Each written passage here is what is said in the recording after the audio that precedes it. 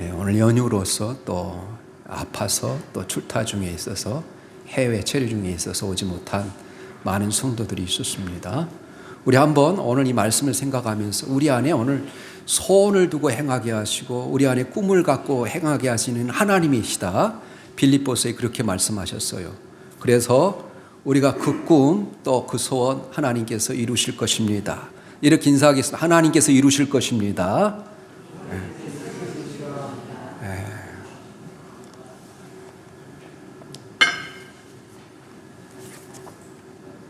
그래서 오늘 제목이 시작과 끝이 되신 하나님, 시작하게 하시고 완성하게 하신 하나님이라는 제목입니다.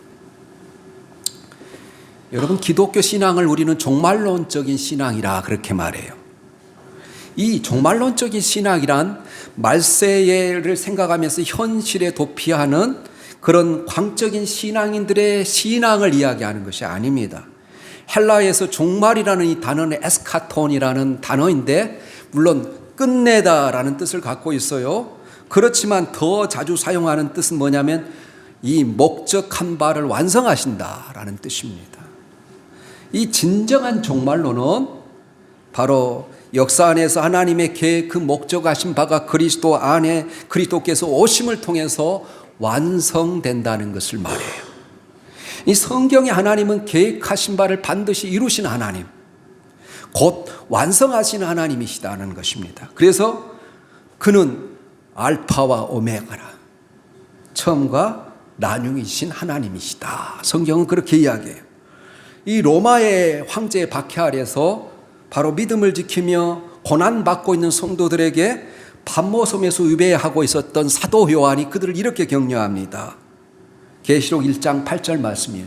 주 하나님이 이르시되 나는 알파와 오메가라, 이제도 있고 전에도 있고 장차 올 자라 전능하신 하나님이라, 이렇게 소개해요. 바울 사도도 로마의 감옥에 갇히면서 동일한 환난 가운데 있는 이 하나님의 자녀들에게 빌립보서에서 이렇게 격려합니다. 너희 안에서 착한 일을 시작하신 이가 그리스도 예수의 날까지 이루실 줄을 우리는 확신하노라, 그렇게 이야기해요. 그렇다면 우리 안에 착한 일을 시작하신 하나님은 그 목적한 바를 어떤 방법을 통해서 이루실까요? 첫 번째로 세상 지도자들을 사용하신다는 거예요. 여러분, 오늘 본문 앞에 내용을 읽지 않았지 않습니까? 요약하면 이런 내용이에요. 이제 다리오 왕이 명령을 내립니다. 과연 이 고레스에 칙령이 있는지 없는지. 그래서 모든 학자들로 하여금 이 고레스의 칙령을 조사하라는 거예요. 그래서 고레스의 이 조서를 바로 그 조서를 찾는 작업이 시작돼요. 오늘 여러분 다리오 왕은 그것을 찾기 위해서 바벨론의 문서 창고를 조사하기 시작했어요. 그런데 오늘 2절에 보면 읽지는 않았지만 메데도 악메다 궁성에서 한 두루마리를 찾았으니 거기에 기록하였으되, 그러니까 고레스의 칙령을 발견했는데 거기에 내용은 여러분 3절, 4절, 5절이에요. 3절만 읽자면 이래요. 고레스 왕 원년에 조서를 내려 이르기를 예루살렘에 있는 하나님의 성전에 대하여 이르노니 이 성전 곧 제사 드리는 처소를 건축하되 지대를 견고히 쌓고 그 성전의 높이는 60규빗으로 너비는 60규빗으로 하고, 5절에 또 느부갓네살이 예루살렘 성전에서 탈취하여 바벨론으로 옮겼던 하나님의 성전 곧 금, 은 그릇들을 돌려보내라. 그래서 예루살렘 성전에 있었던 그 위치에다가 다시 두라, 이런 조서였어요.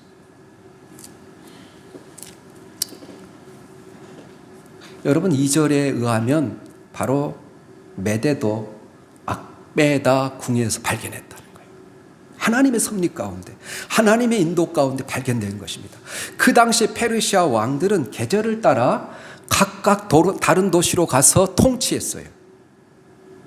예를 들면 겨울에는 수상궁에서, 우리가 에스더에서 보면 모든 사건이 수상궁에서 일어나.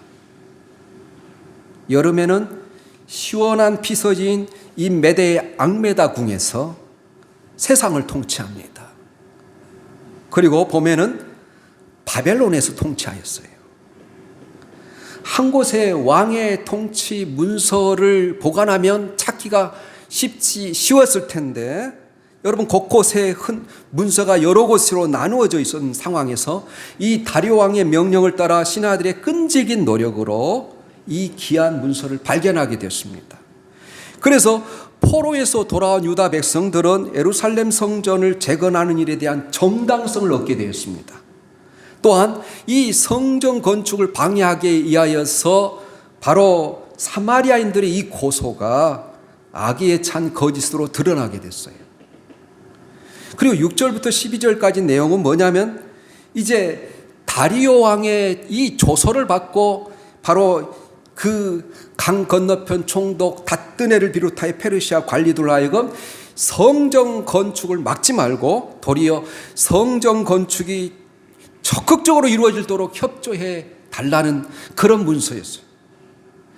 유브라데 강 건너편에 거둔 세금 중에서 성전을 짓는 경비를 제공하고 제사를 드릴 모든 제물을 예루살렘 제사장의 요구대로 아낌없이 날마다 공급하라고 명령을 내리는 거예요. 그런데 만약에 이 다리오 왕의 명령을 어길 경우는 어떻게 하나님 조치를 취할 것인가를 우리 10절 11절 왜 여러분 이 다리오 왕이 이 성전을 건축하게 했는지 10절에 그 목적이 있고 11절에 이 왕의 명령을 어길 경우 어떤 일이 일어나는지를 이야기합니다. 우리 에스라서 6장 10절 11절 말씀 읽겠습니다. 시작. 그들이 하늘의 하나님께 향기로운 제물을 드려 왕과 왕자들의 생명을 위하여 기도하게 하라. 내가 또 명령을 내리노니 누구를 막론하고 이 명령을 변조하면 그의 집에서 들보를 빼내고 그를 그 위에 매어 달게 하고 그의 집은 이로 말미암아 거름더미가 되게 하라. 그렇게 이야기해요. 여러분 참으로 극적인 반전이지 않습니까? 이스라엘의 빛나는 승리가 아닙니까?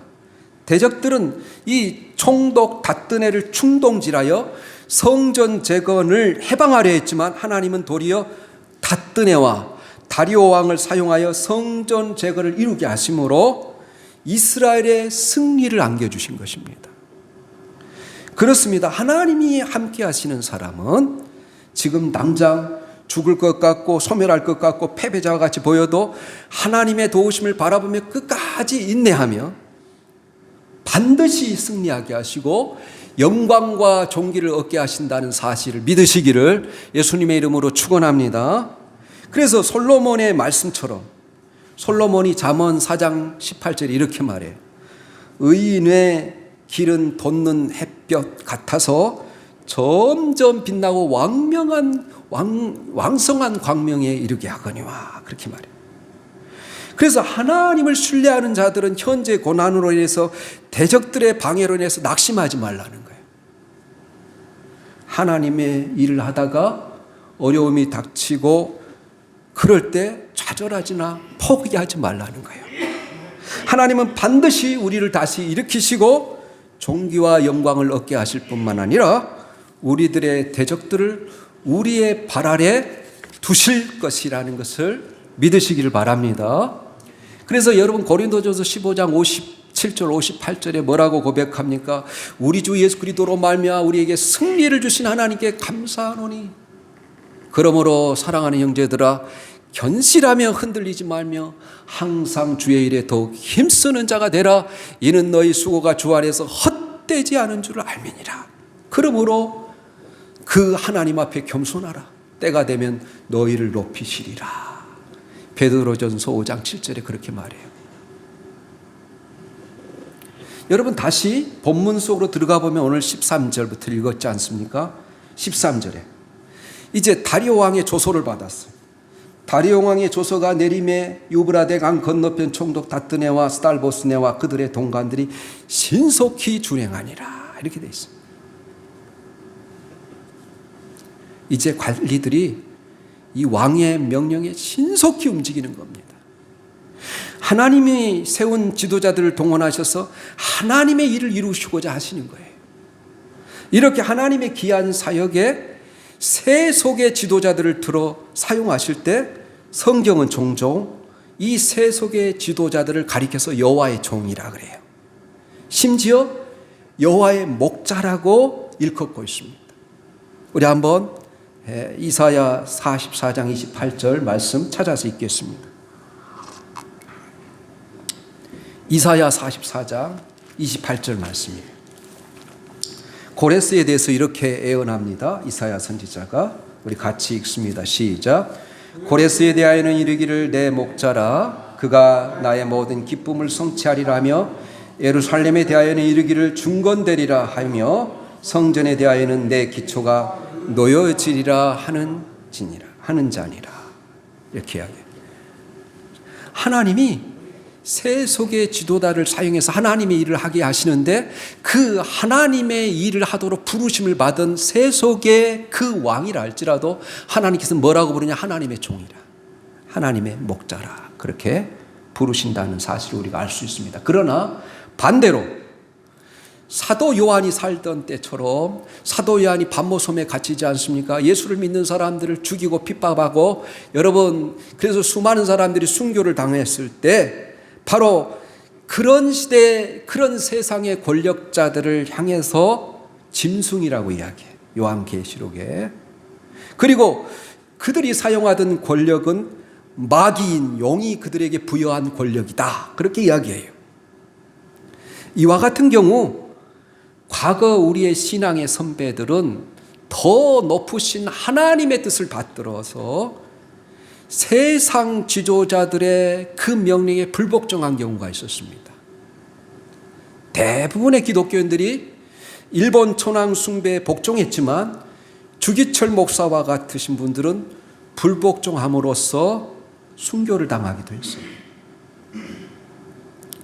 그러나 우리는 이 세상의 지도자들이 반그리스도적인 도구들이라고 단정할 필요는 없습니다. 우리는 그들의 손에 하나님이 주어지고 또 국민들이 주어진 권력이 있기 때문에 그 권력의 칼이 악한 도구가 아니라 선한 도구로 사용될 수 있도록 믿는 자들의 역할이 뭐냐? 중보기도하라는 거예요. 그래서 우리의 중보기도의 우선순위 가운데 하나는 세상의 지도자들을 위해서 기도하라는 거예요. 그 여러분 디모데전서 2장 1절 2절에 이렇게 돼 있어요. 그러므로 내가 첫째로 권하노니 모든 사람을 위하여 간구와 기도를 하고 또 도고는 중보기도를 말해. 도고와 감사를 하되 임금과 높은 지혜에 있는 모든 사람을 위하여 하라. 이는 우리가 모든 경건과 단정함으로 고요하고 평안한 생활을 하려 함이라. 그렇게 이야기해요. 그렇습니다. 여기 성경은 우리의 중보기도의 우선순위가 정치 지도자들 그리고 이 나라의 대통령들과 권세자들 위해서 제일 먼저 기도하라는 거예요.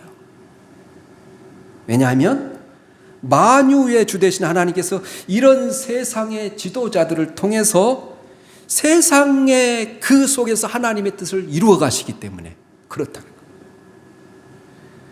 이런 의미에서 우리는 윤석열 대통령을 위해서 기도해야 되는 거예요. 그에게 선하신 능력을 주셔서 하나님 지혜를 주시고 능력을 주셔서 나라를 잘 이끌어가게 해달라고. 또 중요한 것이 뭡니까? 우리 모든 사람들이 살기 좋게 여러분 법을 만드는 그 입법기관이 국회의원들을 위해서 기도해야 돼. 그리고 이 한반도의 평화를 위해서 또 김정은 위원장을 위해서 기도해야 돼. 왜 기도해야 된다고요? 우리 자신이 고요하고 평안한 삶을 누리려면 기도해야 된다는 거예요. 그래서 여러분 세상의 권력자들과 지도자들 위해서 기도하는 것이 선택이 아니라 성도들에게 필수적인 요소라고 이야기하는 겁니다. 둘째로 하나님은 영적인 지도자를 사용하신다는 거예요.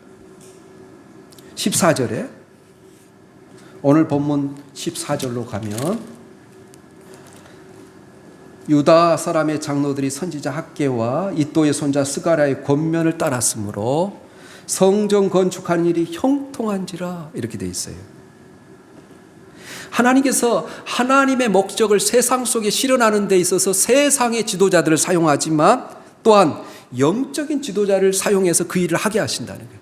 오늘 이 본문은 학개와 스가랴 같은 선지자의 말씀을 듣고 이 사역이 시작된 중요한 계기가 되었을 뿐만 아니라 이 말씀을 하나님의 말씀으로 받아들인 유다 장로들을 통해서 이 사역이 진행될 수 있었다는 거예요. 오늘 여기 14절에 가장 중요한 말씀이 이겁니다. 학개와 스가랴의 권면을 따랐으므로 성전 건축하는 일이 형통한지라. 이 표현을 여러분 주목해야 돼요. 세상의 지도자들이 그들에게 주어진 권력을 남용할 수 있는 것처럼 영적인 지도자들도 영적인 권력을 남용할 수 있습니다. 그래서 교회 성도들은 영적인 지도자들의 기도의 끈을 놓아서는 안 돼요. 영적인 지도자들에 대한 최고의 도움과 최고의 감사가 있다면 영적인 지도자들 위해서 중보기도 하는 거예요.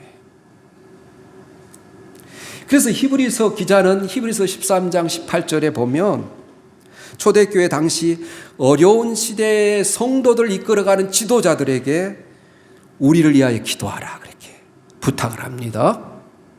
그러나 동시에 영적인 지도자들 믿고 따르는 것도 잊지 말라고 권면합니다. 히브리서 13장 17절 말씀 제가 읽어드립니다. 너희를 인도하는 자들에게 순종하고 복종하라. 그들은 너희 영혼을 위하여 경성하기를 자신들이 청산할 자인 것 같이 하느니라. 그들로 하여금 즐거움으로 이것을 하게 하고 근심으로 하게 하지 말라. 그렇지 않으면 너에게 유익이 없느니라. 이렇게 말해요. 여기서 여러분 중요한 단어가 뭐냐? 순종과 복종이에요. 순종은 즐겁게 따라갈 수 있는 일에 대한 응답이라면, 복종은 때로 지도자의 의견과 달리할 때, 마음이 내키지 않을 때, 지도자의 동기가 잘못된 것이 아니라 선한 목적이라면 여러분의 모든 생각을 바로 그 지도자의 의견에 따라 복종이라는 거예요. 사건과 지도자와 대립하는 것을 지도자에 대한 정의로운 협력이라고 착각해서는 안 된다는 거예요. 그래서 궁극적으로 영적인 지도자들이 하나님의 일을 하는데 기쁘게 할 수 있도록 영적인 지도자들의 기도와 순종의 부탁은, 그래서 결론적으로 히브리서 13장 21절에 이렇게 결론을 맺습니다. 우리 한번 올려주세요. 히브리서 13장 바로 17절부터 21절까지는 지도자들에 대한, 지도자들에게 어떻게 여러분이 돼야 될지, 우리 한번 궁극적인 목적이 어디에 있다고요? 기도하는 목적이, 시작. 모든 선한 일에 너희를 온전하게 하사 자기의 뜻을 행하게 하시고 그 앞에 즐거운 것을 예수 그리스도로 말미암아 우리 가운데 이루어지기를 원하노라. 영광이 그에게 세세무궁토록 있을지어다. 아멘. 여기 자기 뜻은 하나님의 뜻을 말해요. 모든 선한 일에 너희를 온전하게 하사 하나님의 뜻을 행하게 하시고, 하나님이 이렇게 자신의 목적을 실현하기 위해서 역사 안에서 지도자들을 사용한다는 거예요. 세상의 권력자들을 사용한다는 거예요. 영적인 지도자들을 사용한다는 거예요. 그러나 하나님이 그렇게 하신 가장 중요한 이유는 하나님 자신의 목적하신 뜻을 이루기 위해서라는 거예요. 그리고 그런 하나님의 뜻은 바로 하나님의 명령 아래 들어 있습니다. 그래서 하나님의 백성들은 언제나 하나님의 명령을 살펴 순종할 준비를 해야 돼요. 그때 우리는 하나님의 뜻을 실현하는, 하나님의 나라를 이 땅에 구현하는 역사적인 도구로 사용되는 거예요. 다시 본문 14절 중간에 보면 이스라엘 하나님의 명령과 바사왕 고레스와 다리오와 아닥사스다의 조서를 따라 성전을 건축하며 일을 끝내되, 이어지는 15절에 다리오 왕 제6년 아달월 3일에 성전 일을 끝내니라.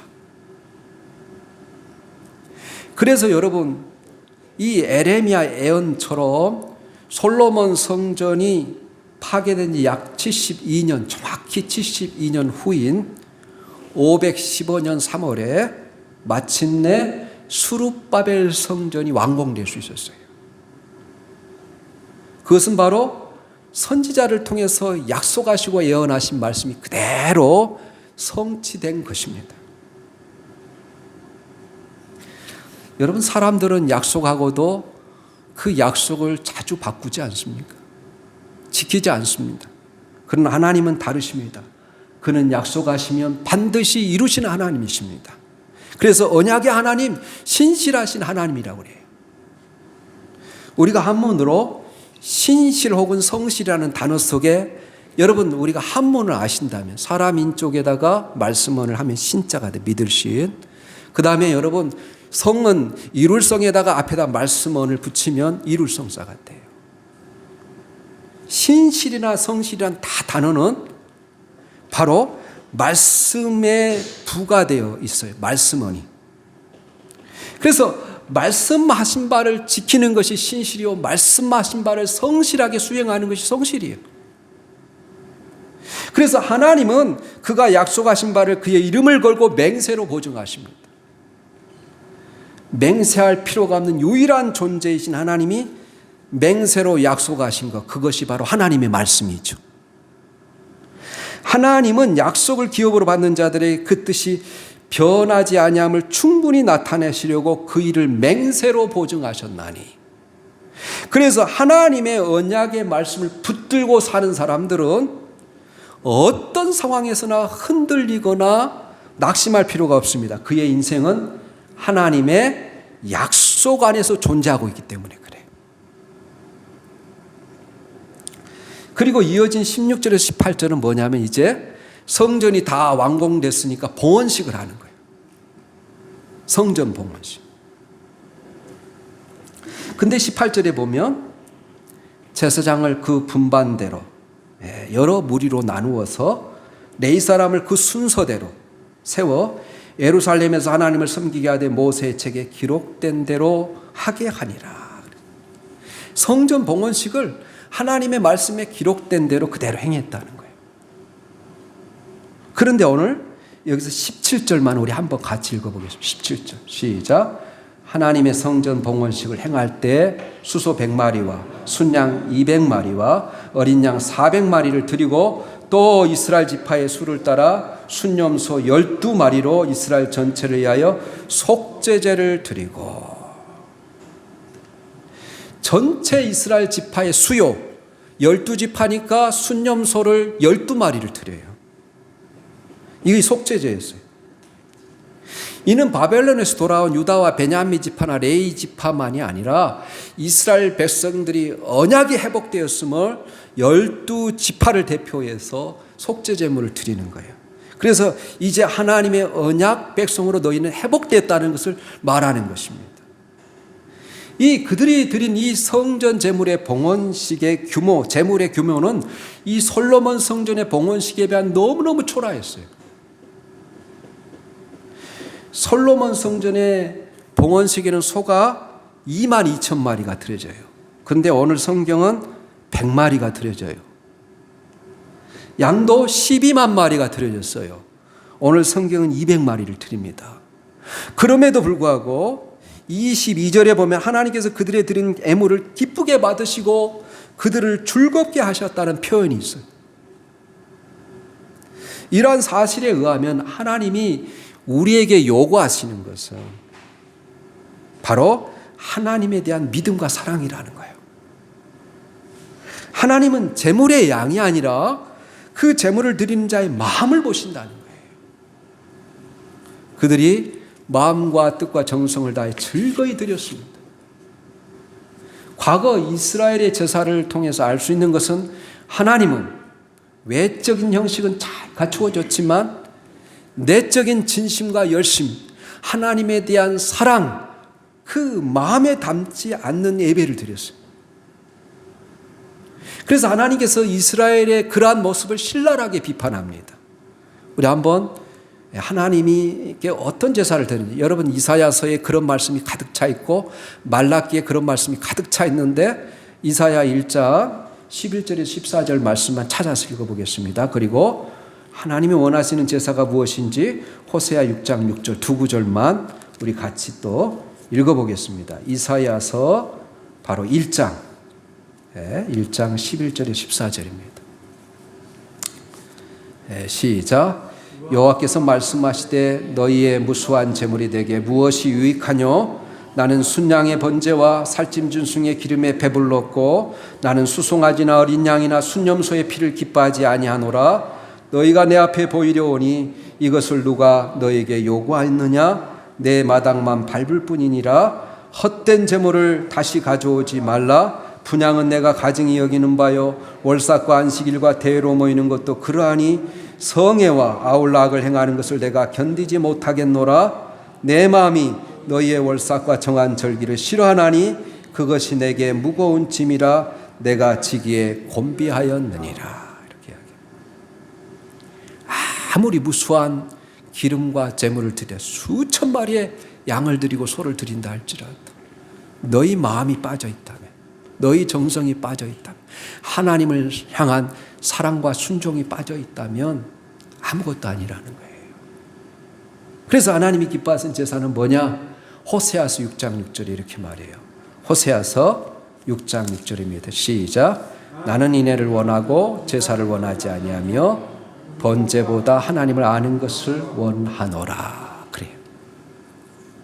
똑같은 말씀이 여러분 사무엘상 15장에 보면 사무엘이 블레셋과의 싸움에서 바로 선지자로 있었고 제사장으로 있었습니다. 그때 바로 사울 왕이 이 사무엘을 기다리지 못하고 자기가 제사장의 일을 합니다. 그래서 사무엘이 이렇게 말하죠. 하나님의 말씀을 듣는 것이 순양의 기름보다 낫고 번제보다 수많은 제물을 드리는 것보다 하나님 앞에 순종하는 것이 어떤 제사보다 기뻐하는 것이다. 바로 왕이 하나님의 말씀을 버렸으므로 내가 왕을 버렸다. 그렇게 말해요. 그래서 하나님이 원하시는 예배, 하나님이 기뻐하시는 예배는 어떤 거냐면 우리의 마음을 진심을 담아 바로 하나님 앞에 제물로 드리는 거예요. 수많은 양과 번제와 속제물보다도 하나님은 예배를 통해서 하나님의 뜻을 알고 그 뜻에 순종하기를 원하신다는 거예요. 여러분, 세계적인 전도자 무디의 성경에는 어떤 사람이 그 성경을 보다 깜짝 놀랐습니다.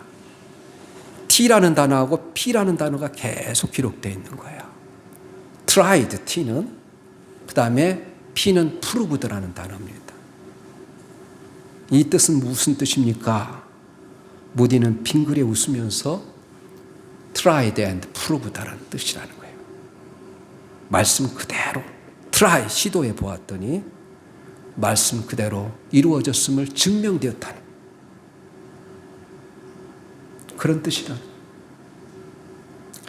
여러분, 우리가 하나님의 살아계심을 경험하지 못하는 것은 하나님께 순종하지 않기 때문에 그래요. 그래서 시편 34편 8절에 너희는 여호와의 선하심을 맛보아할지어다 그에게 피하는 자는 복이 있도다. 그렇게 말해요. 성경의 하나님은 언약의 하나님이라는 거예요. 그 언약을 그대로 실천하신 하나님, 문자 그대로 시작하시고 그것을 완성하신 하나님이라는 거예요. 시작한 일에 마침표를 찍으신 하나님. 그래서 주님도 십자가에서 다 이루었다고 말씀하시면서 숨을 거두시지 않습니까? 여러분, 우리가 믿는 하나님은 얼마나 놀랍고 귀하신 하나님이십니까? 그 하나님이 우리 하나님이시라는 거예요. 어제나 오늘이나 영원토록 살아계신 하나님이 우리가 믿는 하나님이라는 거예요. 그 하나님께서 우리 모든 성도를 향하신 놀라운 계획과 목적을 갖고 우리를 지으시고 주의 자녀로 부르심을 인하여 여러분 찬송하십시오. 감사하십시오. 그분이 우리 안에 소원을 주시고 그 소원을 이루어 주실 것을 믿으십시오.